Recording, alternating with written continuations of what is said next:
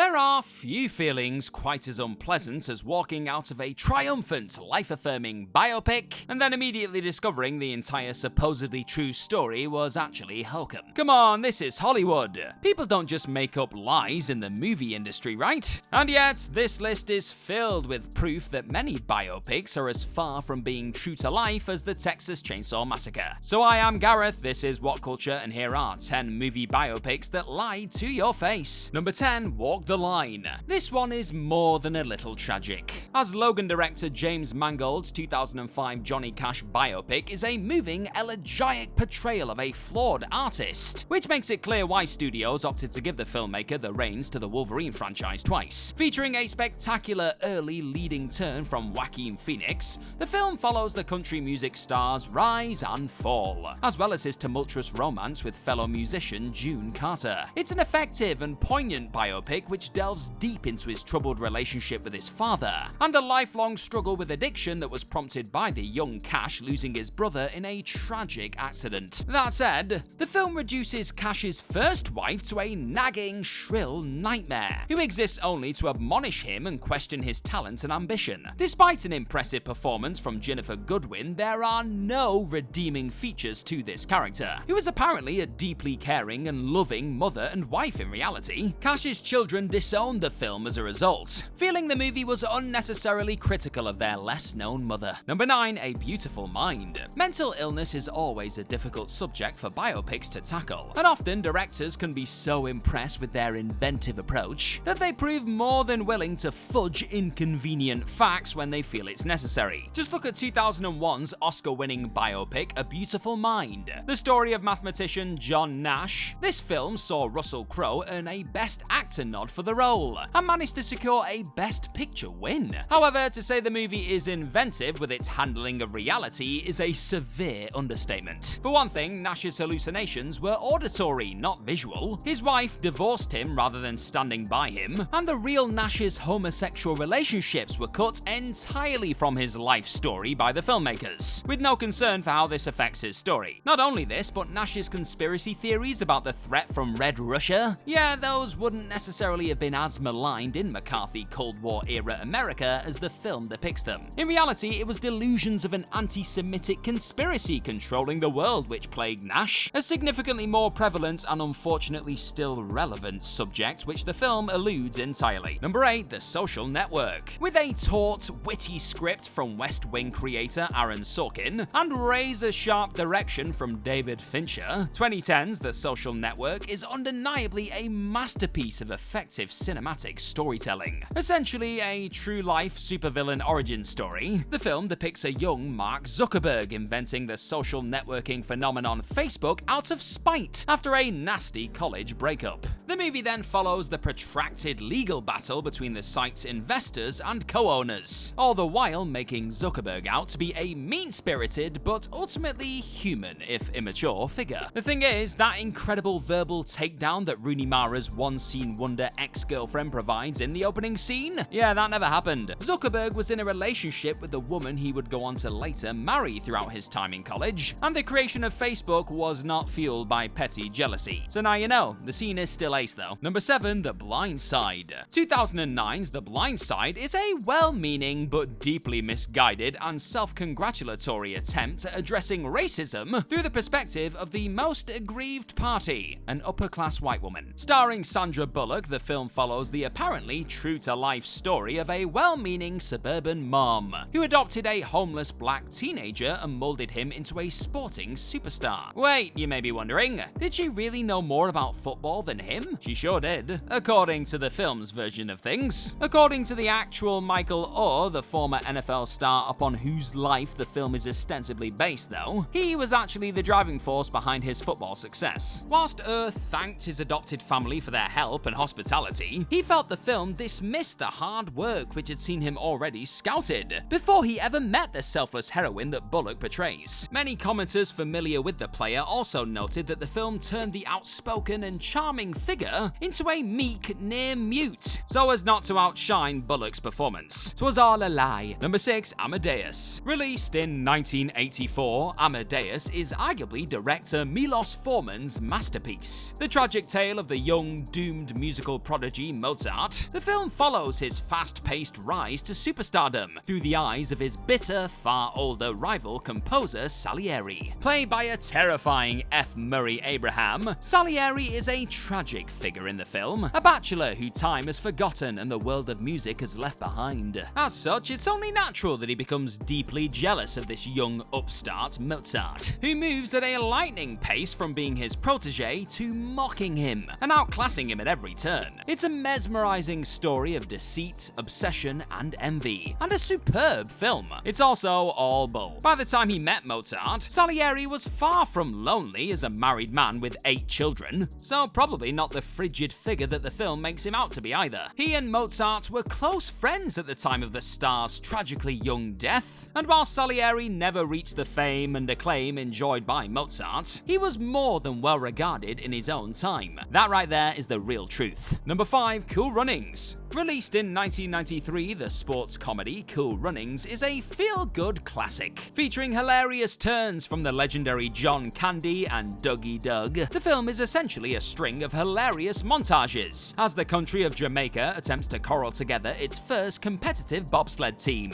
In the film's version of events, the competitors are a loose assemblage of random no-hopers, who fundraise for their Olympic goal via all manner of goofy shenanigans. After these exploits, they are coached to success by Candy's scandal-stricken former Olympic coach. The movie sees them struggle before succeeding beyond all expectations, especially after a frosty reception from the other teams. See what I did there? Because it's frosty, it's snow, and it's bobsled. Never mind. However, in reality, the team actually had some US corporate money backing them, and a string of different coaches, none of whom were scandal-struck. As for the bobsledders themselves, they were recruited from the country's Air Force sprinters, and the rest of the teams trying to laugh them out of the competition. Not only were their competitors friendly, one of the teams went so far as to loan them a backup sled to save them the cost of buying another team's. How nice is that? Number 4, Good Morning Vietnam. A stellar starring turn from the incomparable Robin Williams turned 1987's true life drama Good Morning Vietnam into a tragicomic classic.